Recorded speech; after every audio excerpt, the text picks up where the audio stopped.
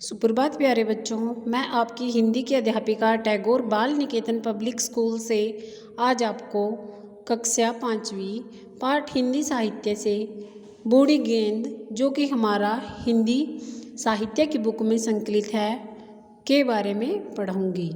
गेंद बच्चों को खेलते देखा करती थी। पाठ 6 का नाम है बूढ़ी गेंद। जो गेंद थी वह बच्चों को खेलते हुए देखती थी। वह बूढ़ी और बेकार हो चुकी थी। खेल चल रहा था। बूढ़ी गेंद झाड़ियों में खामोश पड़ी थी। किसी को पुरानी गेंद की जरूरत नहीं थी। बच्चे नई गेंद से खेलते हुए खुश थे। नई गेंद मैदान में इधर उधर लुढ़क रही थी। एक बार ठोकर लगी तो नई चमाचम गेंद झाड़ियों के पास पहुंच गई। बूढ़ी गेंद ने पुकारा, छोटी क्या हाल है? जैसे आप अपने छोटे बहन भाई को संबोधित करते हो, उसने भी कहा, छोटी क्या हाल है? नई गेंद उसकी बहन ही तो थी। क्या बात है? नई गेंद ने पूछा। उसने झाड़ियों में से बूढ़ी गेंद को देख लिया। बूढ़ी गेंद ने गहरी सांस ली।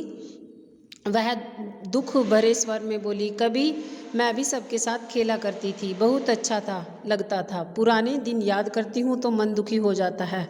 हाँ, यह तो नई गेंद ने बड़ी बहन को सांत्वना दी। फिर जाकर बच्चों के साथ खेलने में शामिल हो गई। बूढ़ी गेंद चुपचाप देखती रही। खेल जोरों पर था। उसका मन भी खेलने को कर रहा था। जो बूढ़ी गेंद थी, उसका मन क्या कर रहा था कि कोई उसके साथ भी खेले, परंतु ऐसा नहीं था। उसके साथ कोई भी खेलने के लिए तैयार नहीं था। एक बार कोशिश करके वह लुढ़क लुढ़क कर झाड़ियों से बाहर आ गई। उसे उम्मीद थी कि कोई ना कोई उसे खेल में जरूर शामिल कर लेगा, पर ऐसा नहीं हुआ। वह चाहती थी कि कोई और ही नहीं तो उसकी बहन ही आकर उसके साथ दुख सुख की बातें कर ले। पर नई गेंद तो बच्चों के साथ खेलकर खुश थी। शाम ढल रही थी। खेल खत्म हुआ। बच्चे गेंद लेकर मैदान में चले गए। सब अपने अपने घर जाना चाहते थे। रात हुई। पेड़ों पर परिंदे अपने घोंसलों में आराम कर रहे थे। बस बूढ़ी गेंद अकेली घास पर पड़ी थी। बादल गिराए, रह रह कर बिजली कड़कने लगी। इस पाठ में एक ऐसी गेंद का वर्णन किया गया है जो अब बूढ़ी हो चुकी है, जिसके साथ अब बच्चों ने खेलना बंद कर दिया है। धुआंधार का अर्थ होता है बहुत तेज मूसलाधार बारिश हो रही थी। बारिश का पानी उसके अंदर भर गया।